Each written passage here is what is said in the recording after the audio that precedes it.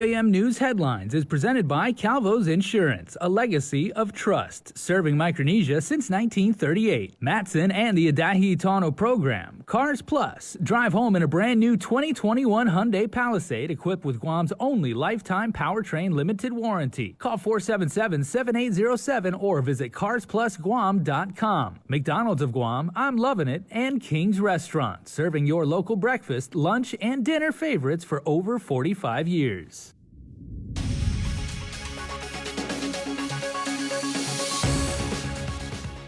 On prime time, there's been a major change to the federal pandemic unemployment assistance program that's expected to affect thousands of local workers. Mr. Lecanto has full details.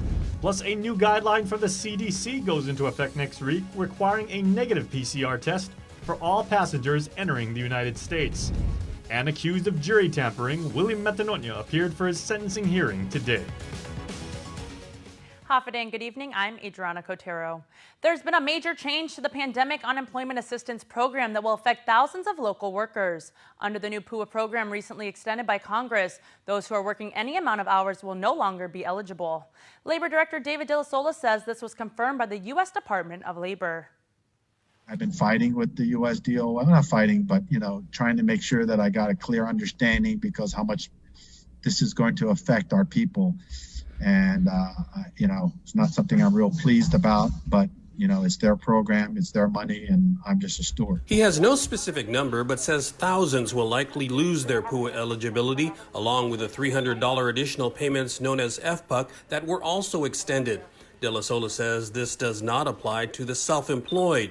Meanwhile, business owners who are trying to spread out hours will now have to decide on employee layoffs. Now, your whole mindset is going to have to change. You're going to only want to bring back those employees that you can give as many hours to and let the balance of them stay unemployed so that they can collect PUA. Employers will also be required to report on employees who decline work in order to keep getting PUA.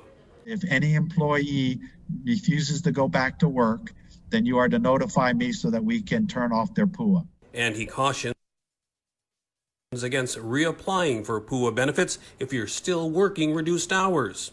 You're going to end up getting paid and you're going to end up being overpaid and you're going to have to repay it back. And I'm trying to avoid that, but it's going to happen. I'm warning you now. The changes will have less of an impact in the states where unemployment insurance programs exist. Guam does not have UI, and De La Sola says it's probably not a good time to start one. It costs anywhere from 4 to 6% estimated.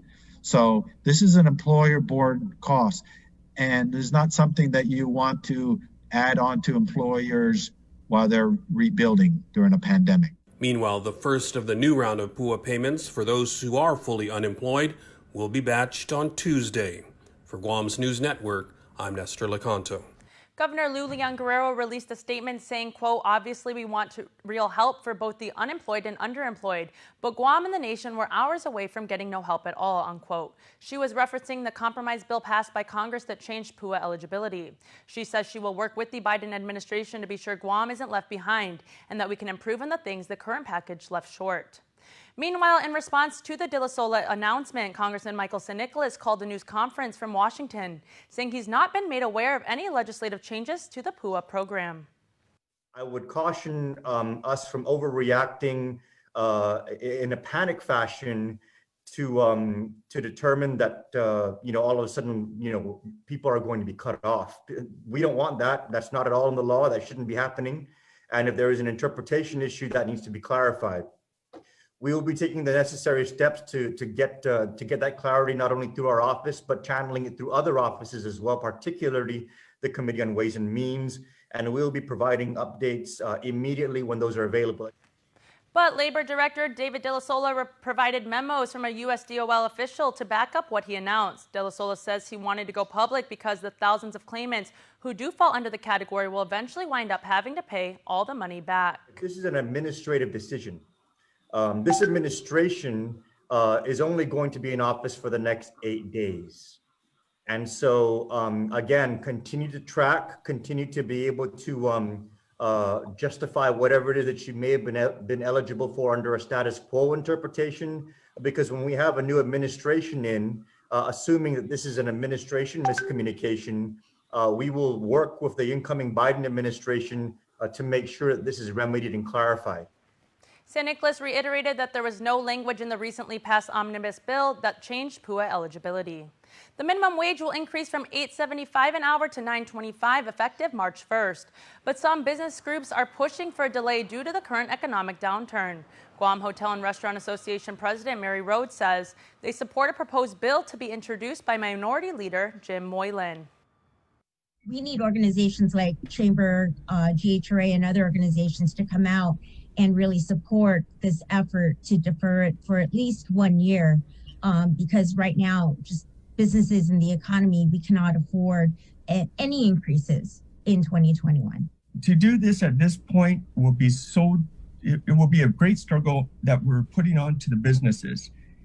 When they want to open their doors now, when they want to hire their employees now, and now we're telling them you must increase the minimum wage from at this point, possibly some can, and there's nothing to say they won't do it. But at the same time, to mandate it at such a difficult time, it's difficult. Are we more concerned about doing this at this point, or should we be concerned about allowing the companies to hire as many people as possible? The legislature staggered the minimum wage increase into 50-cent increments over 2 years at the urging of business groups. Effective January 26th, a new CDC guideline will go in effect requiring a negative PCR test for all passengers entering the United States. The test must be done within 3 days prior to travel. According to the new guidance issued today, aside from pre-arrival testing, another test is recommended 3 to 5 days after arrival with a 7-day home quarantine. Airlines are mandated to deny boarding of passengers if they do not provide documentation of their negative result or choose not to take a test. According to the CDC, with the U.S. already in surge status, the testing requirement for air passengers will help slow the spread of the virus as they work to vaccinate the American public. Public Health continued vaccination clinics at Ukadu High School and at the Southern Region Community Health Center. With the story from Inarahan, here's Tyler Matsanani.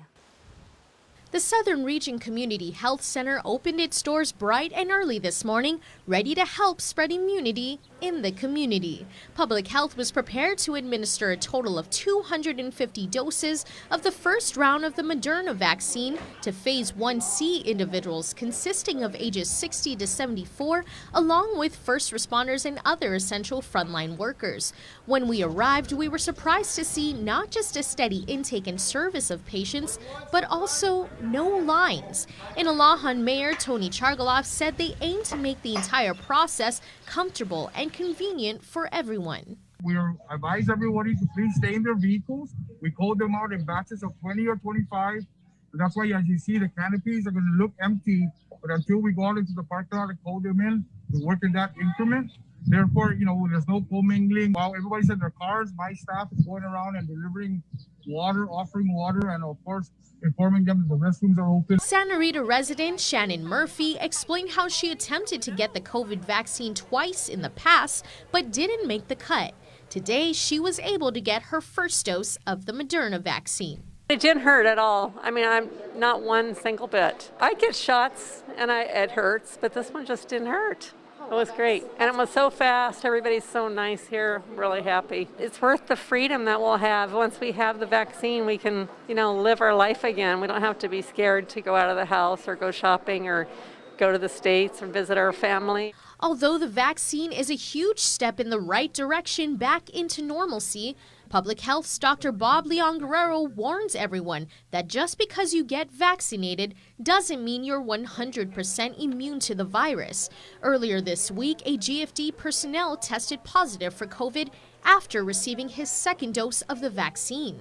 With the first dose, it's about a 50% rate of getting antibodies. But it does, with like any vaccine, it does take about 2 to 3 weeks before it kicks in. So if you just, say, for instance, just got the second dose and then got exposed, it does take, like I said, 2 to 3 weeks before it kicks in. So if he's got exposed before the vaccine has taken effect, he's going to get sick. Those who get vaccinated are also encouraged to register for the symptom monitoring tool vSafe at vsafe.cdc.gov. COVID-19 Incidents Response PIO, Grace Bordalio. It's a text messaging tool where the CDC asks you a couple of questions of how you're feeling, and then it also reminds you that to take your second dose. And then you get periodic daily messages from the CDC, and then if you're doing well, then your next message might be a couple of days before your second dose is due. Public Health will continue their vaccination clinics here at the Southern Region Community Health Center in Inalahan up until Friday. They open at 8:30 a.m. and are servicing the first 250 individuals in Phase 1C. Now remember, you must not have had COVID or any other vaccination such as the flu shot within the past 2 weeks. Reporting for Guam's News Network, I'm Tyler Matanani. Thank you, Tyler. Anderson Air Force Base in the meantime began vaccinations of designated personnel this week, while the Navy began last week. The vaccinations are being administered to Phase 1A personnel who include healthcare providers and public safety personnel. Additionally, the Guam National Guard began administering the vaccine to its service members over the weekend. At least 100 Guard members were immunized. The Guam Fire Department confirms that 2 more firefighters assigned to the Stimbo Fire Station have tested positive for COVID-19. The 2 who had been cohort quarantining since Friday started to feel symptoms and were tested Tuesday morning. As we reported on Monday, a firefighter from Inarajan temporarily assigned to the Northern Fire Station had tested positive after falling ill at work that Friday afternoon. All 3 are currently at home isolation. The 2 are part of the COVID transport unit, and it is not clear if they contracted the virus from the patient or the first firefighter. Out of abundance of caution, the remaining personnel have been quarantined until they have been tested. Pending results, an alternate crew has been assigned to ensure the continuance of response operations. Also, a thorough decontamination was done of all rooms and common areas at the station. Free COVID-19 community testing in the meantime will be offered at the Jontya Gym tomorrow from 9 a.m. to noon. You do not have to have symptoms. These are the rapid tests, so you should know the results within 15 minutes. Keep in mind, this is only COVID-19 testing. Vaccines will not be administered in Jontya. And stick around for more news here on Prime Time. You're watching KUAM. Social distancing may be the new norm, but connection will always be our tradition. Through good times and tough times, we remain connected with you. Masks may be the new fashion, but protection will always be our style. You can always count on us to protect the things that matter the most. Sanitizing may be the new routine, but caring will always be our practice. We care about your loved ones and the things you value the most. And as we welcome our new normal, one thing remains certain: we will always be here for you. We're open and ready to serve you. Calvo's Insurance, a legacy of trust.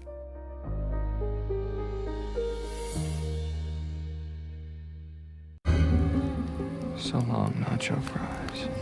Whenever Taco Bell takes them off the menu, he can't escape the cravings. Nacho fries. Escape your cravings with our nacho fries box. Run to Taco Bell.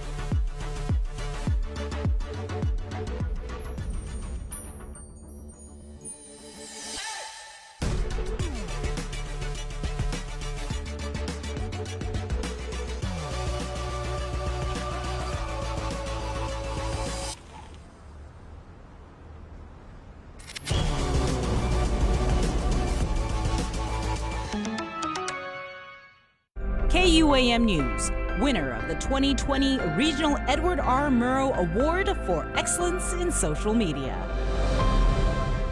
Welcome back. With the resumption of face-to-face instruction less than a week away, the Guam Department of Education continues to take the necessary steps needed to ensure the safe return of students and faculty. Tyler Matanani has that story. JDOE Superintendent John Fernandez says they will continue to monitor and take a conservative approach to the reopening come Tuesday. There is a procurement process that has to be put in place. There are publication requirements, there are quotations, you got to get quotations, you got to compete it out for vendors. We have to ensure that it meets the requirements of our solicitation. We have to award it. Sometimes they have to go through the contracting process for signatures from the AG and governor.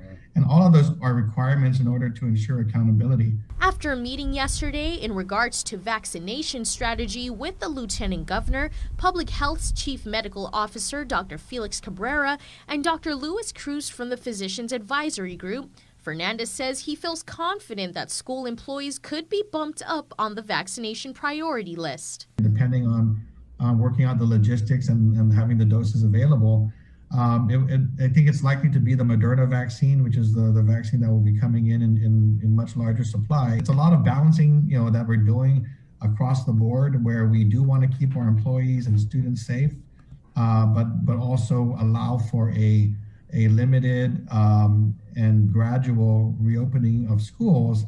Now that the community is in a much safer position. In regards to transportation, GDOE is working concurrently with DPW. Bus schedules should be going out this weekend. According to Fernandez, they will be running the same bus system with a couple minor tweaks. They're going to be running the same bus schedule, same time, same pickups. It'll just be on those days that the students go to school, that they need to show up at the bus stop. The limited number of students returning to school will allow GDOE to monitor, review, and modify their procedures as they see fit. There will be a town hall meeting tomorrow at 2 p.m. in regards to GDOE testing and vaccination. I'll inform the community about the vaccines, what to expect, answer questions. Try to allay some of the anxieties and concerns that might be there in the community. The town hall meeting will be available via Facebook Live on the GDOE Facebook page. Reporting for Guam's News Network, I'm Tyler Matanani. In District Court, William Tapasna Mantanonia appeared for his sentencing hearing in Chief Judge Francis Tidinco Gateway's courtroom. He was one of the 3 men accused of jury tampering in the Raymond Martinez and Juanita Moser drug trial. He was indicted for count 1, obstruction justice by endeavoring to influence a juror, and count 2, false statements. William Tapasna Mantanonia entered a plea agreement nearly 1 year ago, pleading guilty to count 2, false statements. He faces a maximum imprisonment term of 5 years, a $250,000 fine, and a 3-year supervised release term. However, defense counsel William Gavriz made lengthy arguments in an effort to diminish his client's role in the jury tampering scheme. It was during the October 2018 Raymond Martinez and Juanita Moser federal drug trial that Mantanonia met with juror and longtime friend Greg Tidinco to persuade him to vote not guilty in the ongoing trial. Mantanonia's brother, former cop John Mantanonia, aka Boom, was an investigator hired by Martinez and Moser. There were recorded conversations between the defendants and Boom implicating Mantanonia met with the juror who promised his support to Boom. On November 12, 2018, a mistrial was declared. Boom called his brother and told him they won the case. This sparked a federal investigation on December 21, 2018. Homeland Security Special Agent Erwin Fajarin interviewed Mantanonia, who denied knowing Tidinco and speaking to him regarding the trial. This is the false statement Mantanonia pled guilty to. Today, Gavriz told the court there are 2 crimes he is particularly offended by. The first, when defendants bring drugs into the prison, and the second, jury tampering. He stated, quote, "I'm offended by jury tampering, and I bring that up because if we look at the plea agreement, there are stipulations of facts that indicate my client was actively helping his brother, Boom, tamper with the juror, GT." Gavriz argued Mantanonia's part in the offense by depicting the plea agreement. As stated in court, it was on November 3, 2018, when Mantanonia and Tidinco had a run-in at a funeral, and it was here when promises were made. The court did not return from lunch. A sudden recess was called in the case, continuing the sentencing to January 26. The reason for the continuance is unknown at this time.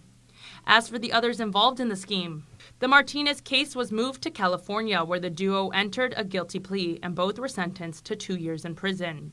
Former juror Greg Taginko pled guilty to contempt of court as a misdemeanor. He is yet to be sentenced, however, faces a maximum of 1 year in federal prison, a $100,000 fine, and a 1-year supervised release term. His sentencing has been continued to February 4th. As for Boom, he faces obstruction of justice charges and conspiracy to distribute meth charges. In his federal case, there have been multiple sealed motions by the government to continue court appearances. His status hearing has been moved to February 16th. The court is waiting for both parties in former cop Ryan Shimizu's case to file a sentencing memorandum. Shimizu entered a plea agreement with the government. He was indicted for theft of property as a third-degree felony and official misconduct as a misdemeanor for stealing a wallet inside Familia Mart in Chalanpago. The incident was captured on the market's video surveillance camera. In addition to filing the memorandum, defense counsel Randy Cunliffe told the court he just filed letters today for presiding Judge Alberto Lemarena and Assistant Attorney General Sean Brown to review. The court set a continued sentencing hearing for February 24th. 25-year-old Ronachitara pleads not guilty to murder charges and asserts his rights to a speedy trial. The court appointed the Public Service Defender Corporation to represent Chitaro. He was the prime suspect wanted for the December 8th fatal stabbing of Arthur Wakuk. After taking officers on an extensive manhunt, he was finally located on Christmas Day at a residence along Swamp Road in Dededo. This investigation led to the arrest of multiple others for not only hindering apprehension, but also drug and gun-related charges. Chitaro was indicted for murder as a first-degree felony and aggravated assault as a second-degree felony, both with the special allegation of the possession and use of a deadly weapon in the commission of a felony. His next court appearance will be in Judge Elise Iriarchi's courtroom. A hearing date has yet to be set. Congressman Michael San Nicolas has received another letter from the Federal Election Commission for failing to file federally required post-general election campaign finance reports. The FEC writes in a December 18 letter, quote, "It has come to the attention of the Federal Election Commission that you may have failed to file the above reference report of receipts and disbursements or failed to file a report covering the entire reporting period as required. It is important that you file this report immediately," unquote.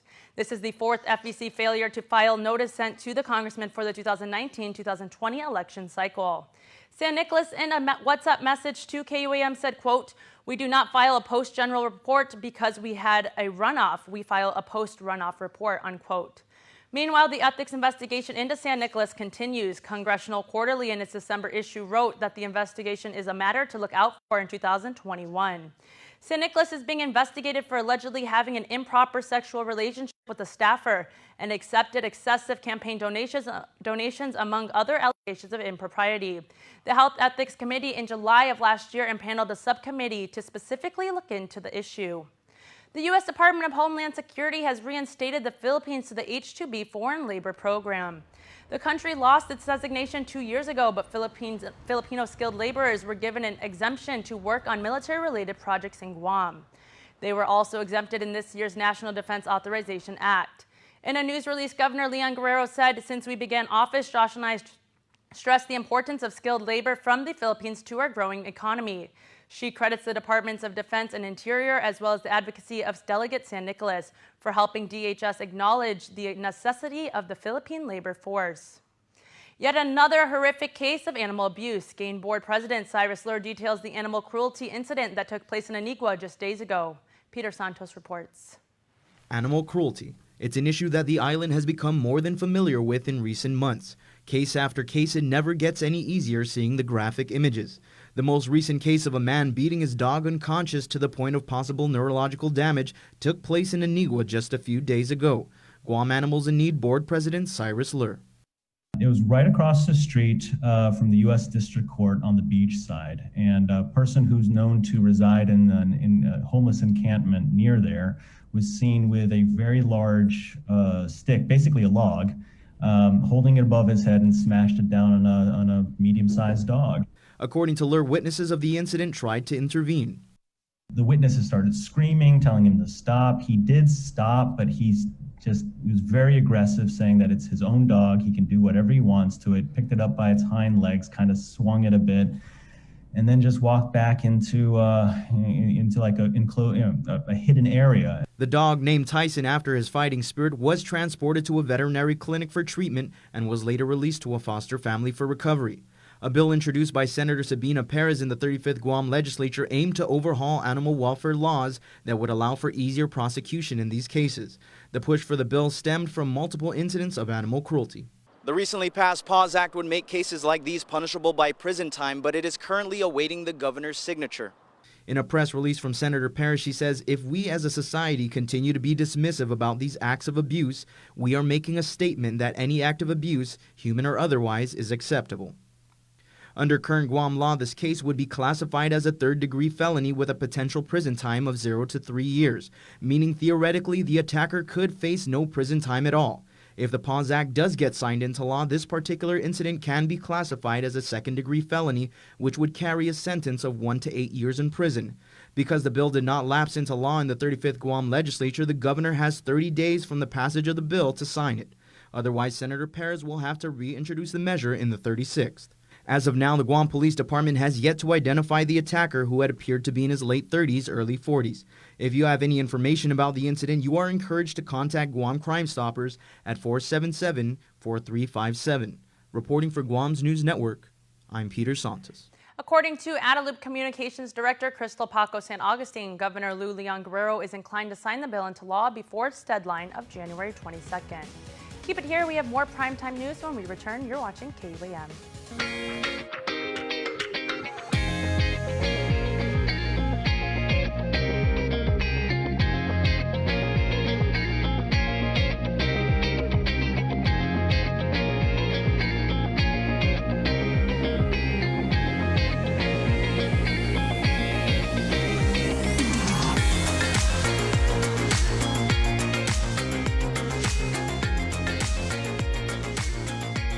Your community calendar is brought to you by Taco Bell. Whether it's your first meal or your fourth meal, we've got you covered. Taco Bell, live Mas. It makes myself and it makes my team members very proud to work for an organization that has been on island for many years with its focus on reliability, dependability, and commitment to the communities that they operate in. Matson's a great corporate citizen to the community. We all benefit from any sort of environmental commitment we make. One of the ways that we do that is with our Adahi Utano program. There's action behind it, and so action breeds commitment. With the Kaimana Hila coming to Guam, this brings a new age and modernization to the island. It's exciting for me because it's a brand new ship and we can carry more freight into the islands. It just shows growth for Guam and Micronesia. Matson would be nothing without its customers, and we hope to continue to serve you for decades to come. Thanks for the Big Mac. Yeah, thanks for driving. Wait, what are we listening to? Get it at McDonald's when you get 2 of your faves for just $6. So you went to Mickey D's and didn't either. Man, that's wrong. But, you're all right. Get it at McDonald's when you get 2 of your faves for just $6. Guam is truly a majestic place with its sheer natural beauty, wealth of beaches, and culturally rich landscape. Unfortunately, Guam has a real problem with unwanted invasive species. Help us in preventing their introduction and spread. The coconut rhinoceros beetle, the little fire ant, the African snail, Siam weed. These are just a few of the numerous invasives on Guam. Follow proper custom procedures when bringing plants and animals into Guam. Help protect Guam. Tell your family and friends about invasive species. To report invasive species, call 475-PEST. With just over a week left in President Trump's term, lawmakers are taking steps aimed at removing him from office. Democrats have been leading the push, but now some top Republicans are joining them. Skylar Henry reports. On Tuesday night, the House began debating a resolution to urge Vice President Mike Pence to invoke the 25th Amendment and remove President Trump from office. But in a letter to House Speaker Nancy Pelosi, the vice president said he would not move against the president, writing that it would not be in the best interest of the nation. The House will then seek to impeach President Trump for a second time, with a single article accusing him of inciting an insurrection at the Capitol. You'll never take back our country with weakness. You have to show strength and you have to be strong. In his first public appearance since last week's violence, the president denied he was responsible for what happened. If you read my speech, and many people have done it, and I've seen it both in the papers and in the media, on television, it's been analyzed, and people thought that what I said was totally appropriate. The president said Democrats are dividing the nation. To continue on this path, I think it's causing tremendous danger to our country, and it's causing tremendous anger. Here on Capitol Hill, there are signs of growing division within President Trump's party. A handful of GOP lawmakers say they support the impeachment effort. That includes Wyoming Congresswoman Liz Cheney, the House's third-ranking Republican. In a statement, she said the president could have immediately and forcefully intervened to stop the violence.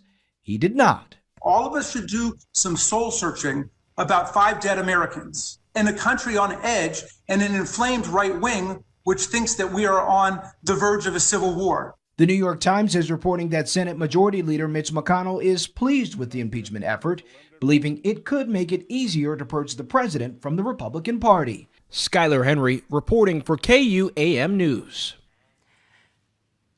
Governor Lou Leon Guerrero says based on advice from her security, she will no longer be attending the inauguration of President-elect Joe Biden. Even now, if you listen to national media, right, they're also very concerned about the inauguration. So my security says the best way to prevent harm is not go into it, right? Not go into the danger. I'm a little bit disappointed, but on the other hand, it's probably better if I wait till like March, April, or May, because people are just transitioning now. The people that I really wanted to meet with are just nominated. They're not confirmed. So I think it would be much more productive if I wait till March or April. According to national media reports, an internal FBI bulletin warns armed protests are being planned in Washington, D.C. and at all 50 state capitals in the days leading up to the inauguration. And don't go away, your birthday shoutouts when we return.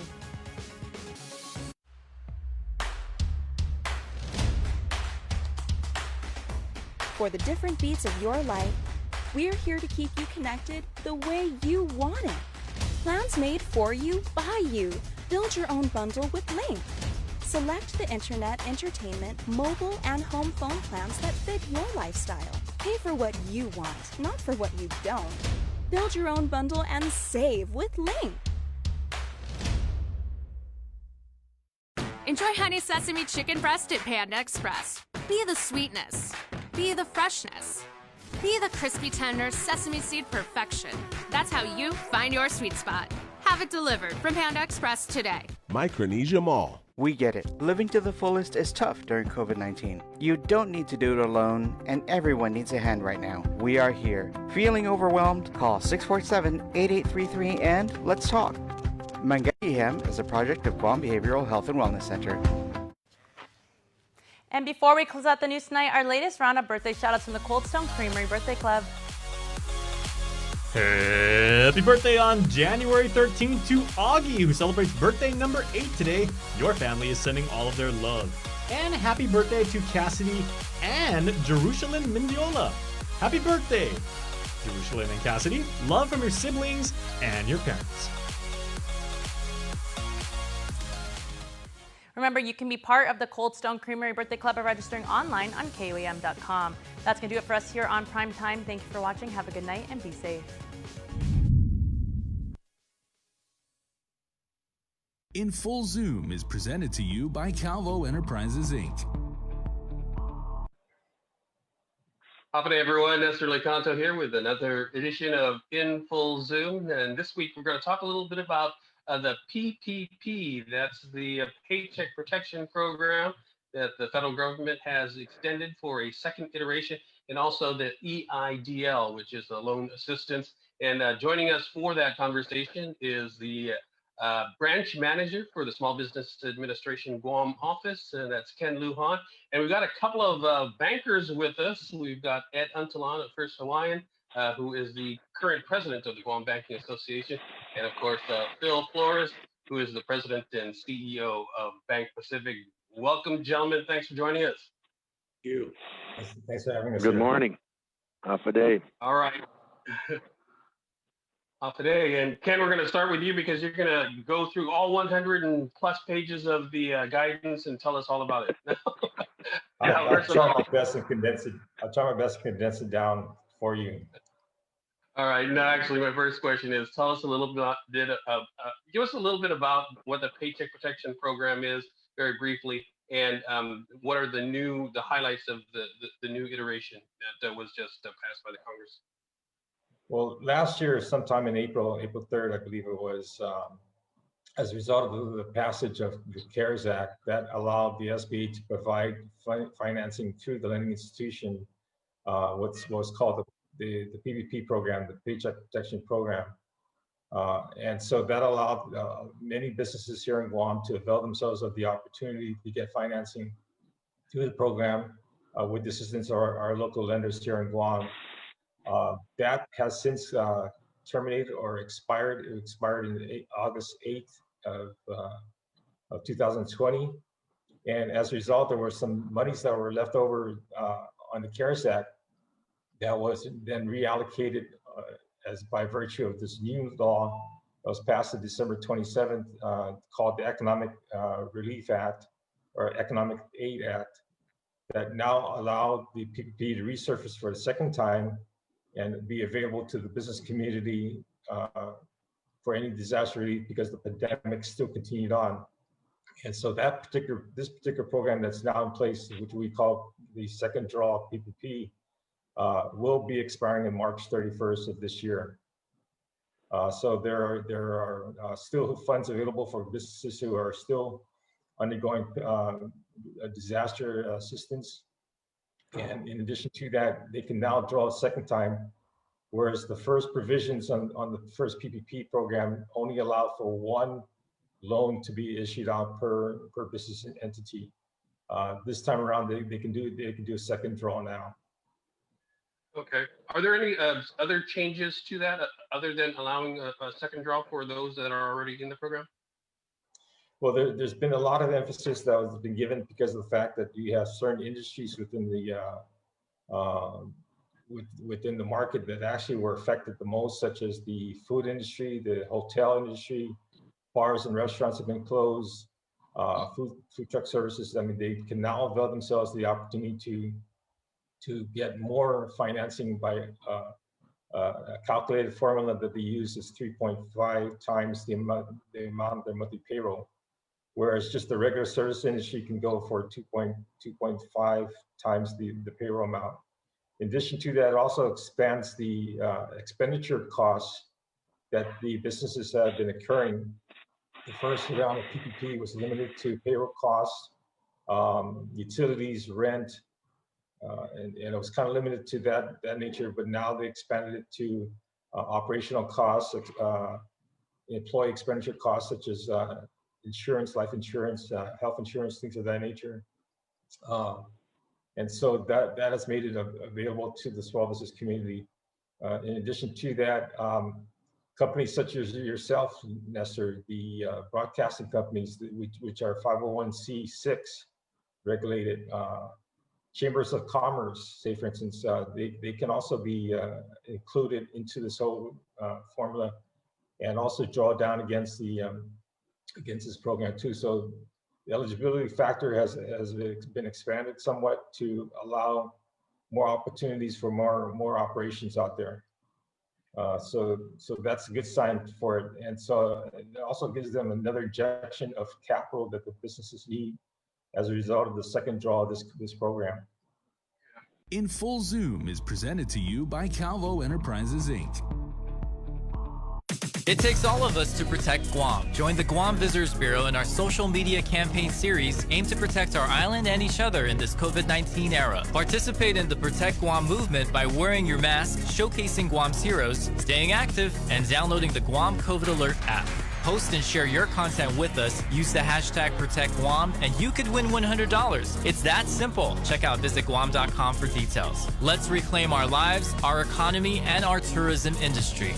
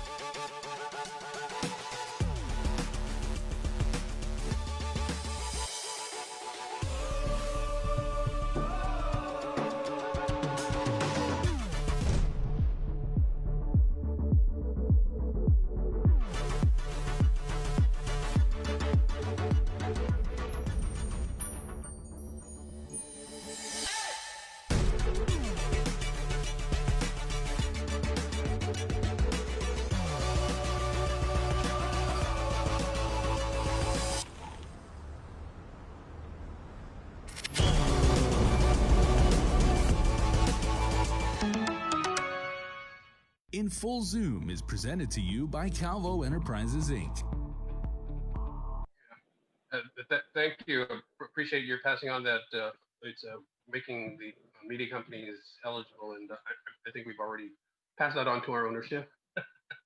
Before we get into some further discussion, I wanted to ask Ed and Phil just to comment on the first iteration of the PPP. Then we'll get into the EIDL later. But what are your experiences with your customers that applied for PPP through your banks, and can give us some just anecdotal insight into that? And let me start with you, Ed.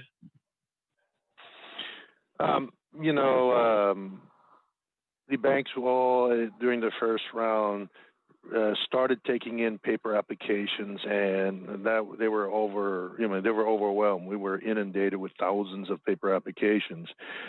We quickly then started creating portals, but to be able to design portals to specifically address a lot of the nuances that came out from the SBA, and this was a product that was evolving.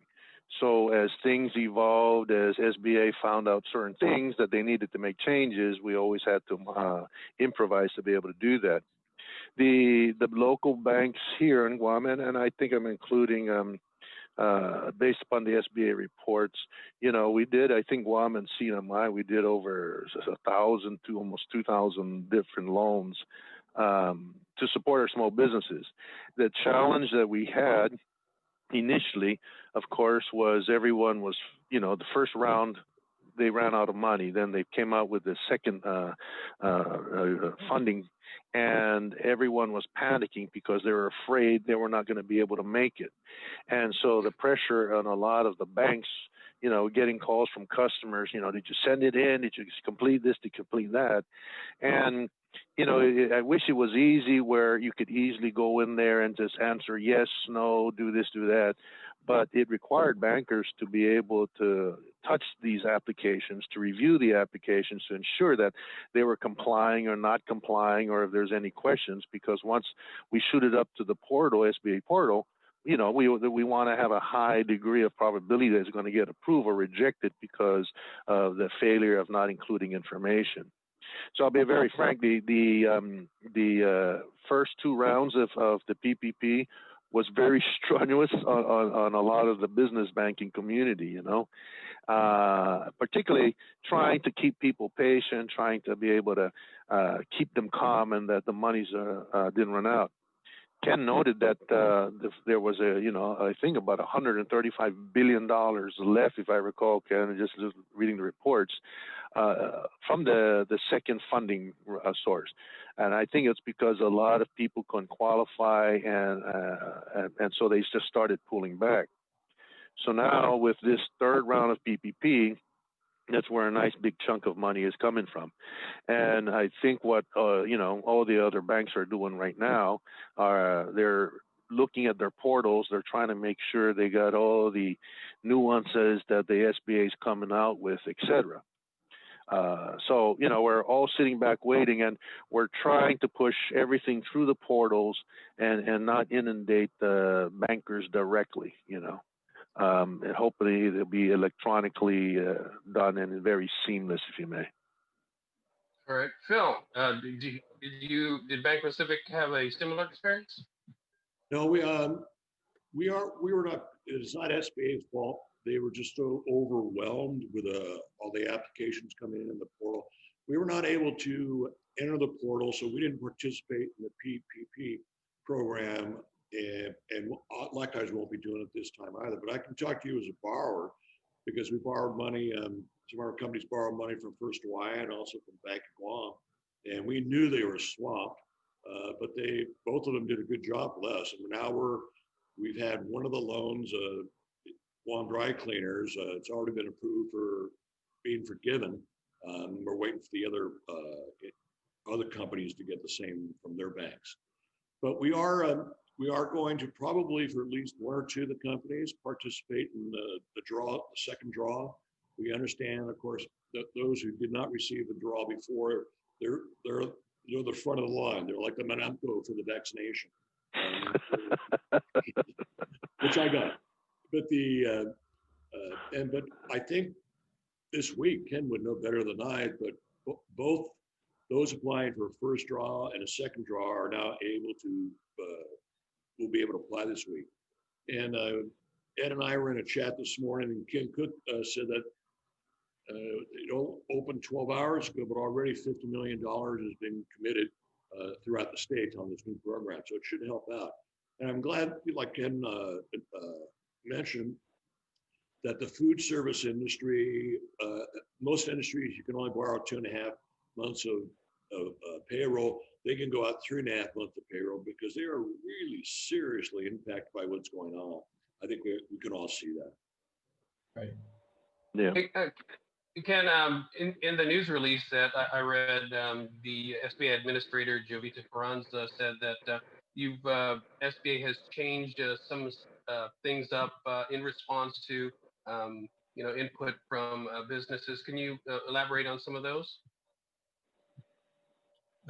Changes in terms of the way they do business, or? Yeah, I think you mentioned, you said something about targeted relief, and I think you touched on that. You wanted to sort of encourage those businesses, particularly in the food and beverage and hotel and restaurant industries, to avail of the assistance. Yeah, one of the things that we want to encourage, because again, the cries, throughout the country, throughout the nation, has been that we couldn't avail ourselves the opportunity for this program because of the status that we were in. And so realizing that we've also allowed churches and religious organizations to undergo the program. In the past, they were not eligible. The first round, they became eligible. So now these 501c3s, the 501c6s, and so forth, they now have become eligible to a program, so that allows them the opportunity to get the financing that they need now. In addition to that, one of the things that we didn't experience here in Guam is the cost that was associated with the riots that occurred back in the States, because these businesses were affected by the riots. People protesting down the streets and breaking into their business operations. Those businesses that were affected by the riots are also eligible to add those costs in for forgiveness as well. Knock on wood, fortunately we didn't have experience that here in Guam, but the SBA has allowed these expenses to be included and become eligible for forgiveness opportunities. So we'd like to encourage the business community to look at these new changes to the regulations and new changes to the program, so that way they can include their expense costs that are eligible into the loan amount that they're going to be requesting on. Yeah. Can you talk a little bit now about the EIDL? I understand that that's sort of been extended until the end of the year. Yes, the EIDL, which is the Economic Injury Disaster Loan Program, expired in December 31st, 2020. Again, as a result of the enactment of the Economic Aid Act, that extended the life of the program to December 31st, 2021. They also provided additional funding for the disaster EIDL loan program to provide the aid that they needed to it. In addition to that, what SBA has done, and they did it last year and they're doing it again this year, SBA has deferred all principal and interest towards to March of this year. So in other words, any disaster home or business loans that are existing out there in the community, they don't have to necessarily pay for the loan until March of this year. So their next due date is going to be March of 2021. The one thing I advise and kind of counsel and want people to know, businesses that do have the disaster loans, or even individuals who have the disaster loans, although we are deferring the amounts, to a later date, interest still continues to accrue. So if you have the capability to make your payments, I advise that you do so, because what you want to do is you want to avoid a balloon payment towards the end of maturity. So I don't want you to get surprised and call me up, 20 years down the road. Hopefully I'll still be with the SBA. But 20 years down the road and say, how come I have a balloon payment now?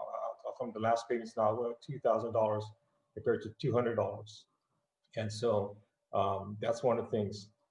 Another provision within the act that allowed good thing for the EIDL is that as part of the forgiveness process with the banking institutions, SBA required that whoever received an EIDL advance payment, that was going to be taken off or subtracted from the total amount of that they borrowed with the lending institution. That now has been repealed, and now SBA is going to reconcile the differences with the local lender who made the loan, and those monies will actually be forgiven. So that's an added plus. Now we don't have to take into consideration that becomes a loan dollar amount. So that's added relief to the business community as well. I'm happy to hear that. Because I know we got the forgiveness of First Hawaiian, that EIDL was not included. So thank you very much, Ken. All right, you're welcome, Phil. In Full Zoom is presented to you by Calvo Enterprises, Inc. Enjoy honey sesame chicken breast at Panda Express. Be the sweetness. Be the freshness. Be the crispy tender sesame seed perfection. That's how you find your sweet spot. Have it delivered from Panda Express today. Agania Shopping Center. In Full Zoom is presented to you by Calvo Enterprises, Inc. And real quickly, Ken, just some advice for would-be applicants.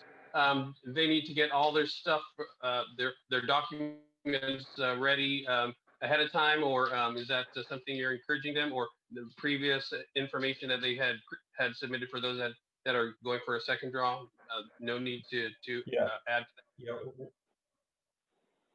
Well, some of the lending institutions are ready to take on applications. Some of them are not. So the advice I give, at least for this particular week, is review the regulations that are online within SBA's website. They're also online with the Treasury Department's website.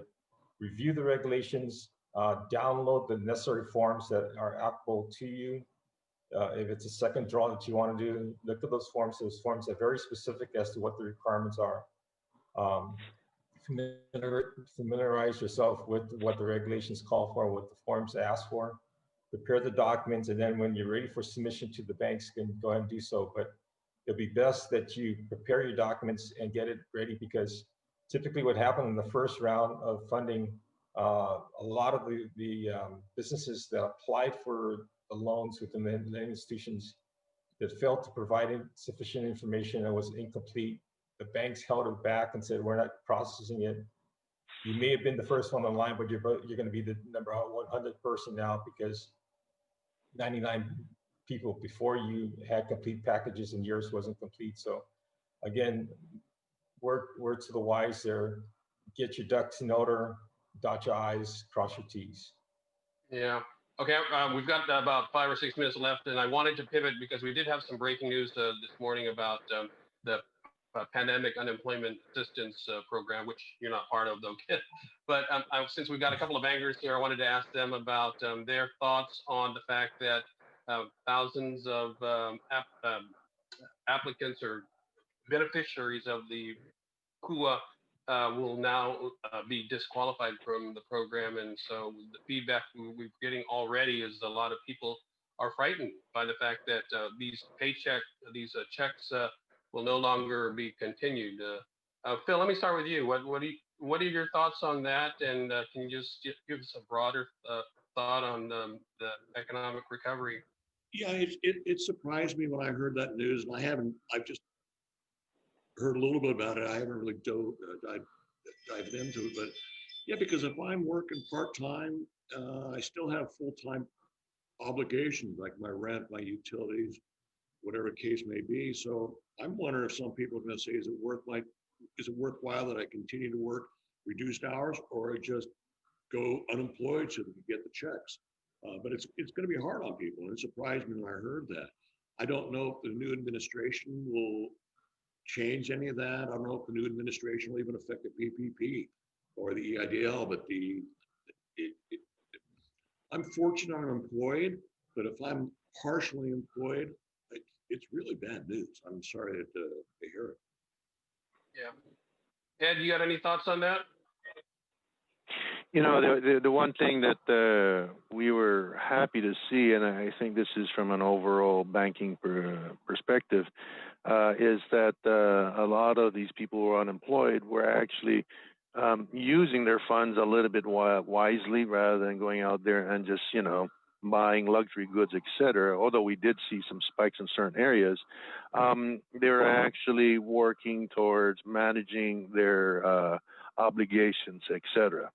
You know, if they are not able to continue on with receiving that assistance until the economy starts opening up, and then, you know, we could see some harder times. But hey, Nestor, if I could, I just want to make a few comments back on that real PPP real quick. Sure. You know what Ken had mentioned, that you know, this round 3, there's going to be a first draw, meaning people who didn't, or businesses that didn't apply, they're going to have that opportunity to apply. But the underwriting process, it appears it's going to be similar to the way it was when we first started. So, you know, like Ken said, he's encouraging them all to go into the SBA website. I believe a lot of the banks have links already to the portals. They need to go in there and start looking at the documentation that they're going to be required to submit. I also understand that I believe, and Ken, you can confirm, but there's a $10 million cap on that first draw. Whereas the second draw, the existing PPP clients, there's a cap of $2 million that they can possibly draw. And, you know, there's some sort of requirements, but it's going to be first draw, new guys come in, they're going to get that opportunity. Then the second draw. The one question that we're getting called up a lot about is the forgiveness of the first 2 draws or the first 2 issuances. And we've actually been holding back on trying to push a lot of customers with 150,000 and below, because it went from 150,000 that was going to be like a simpler approval forgiveness process down to 50. Now we believe it's about 150, and I think SBA is going to release that form out on the 20th, which will make it a lot easier for those who have existing PPPs below 150 to apply for forgiveness. So I just wanted to throw that in there. Good points. Yeah. And Ken, we're going to have to wrap it up with you. Go ahead and comment on that. Yeah, I was going to say that, yes, because the forgiveness process has been somewhat slow because of the fact that they were waiting for SBA's guidance in terms of changes on the requirements of 150,000 and below. I'm glad to report that SBA will be making those changes, and so that way the flow of forgiveness process would be quicker, and to a point where we can close the documentation on that. So this is going to be an evolution that's going to be taking place in the next week or 2. Constant changes. So what we say today may change tomorrow.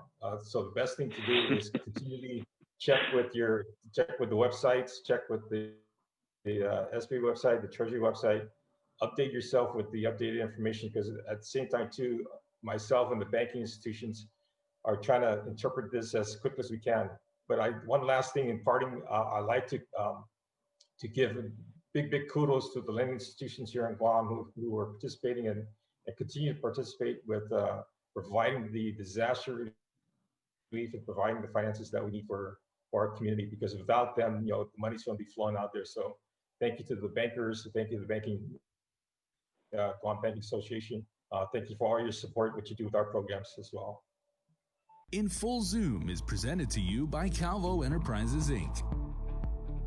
We get it. Living to the fullest is tough during COVID-19. You don't need to do it alone, and everyone needs a hand right now. We are here. Feeling overwhelmed? Call 647-8833 and let's talk.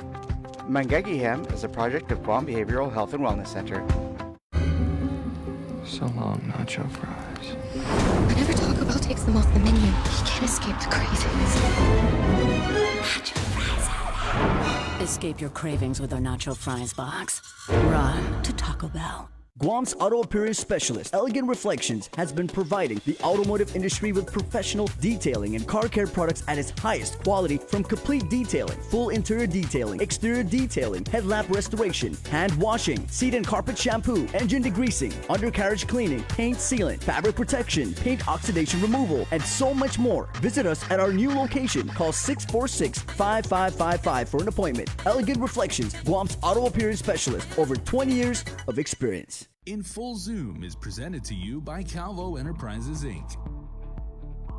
Just before we go, Ken, just tell us your thoughts on the first round and whether or not you think more businesses should be able to avail of the second.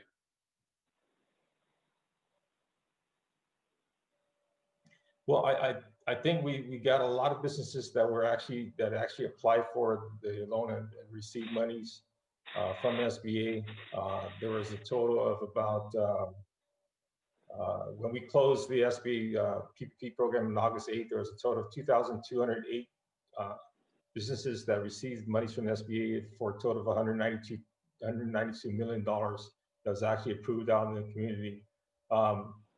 I see that we're probably going to get a little bit portion, that those numbers may not be as high as before because there's still some hesitation and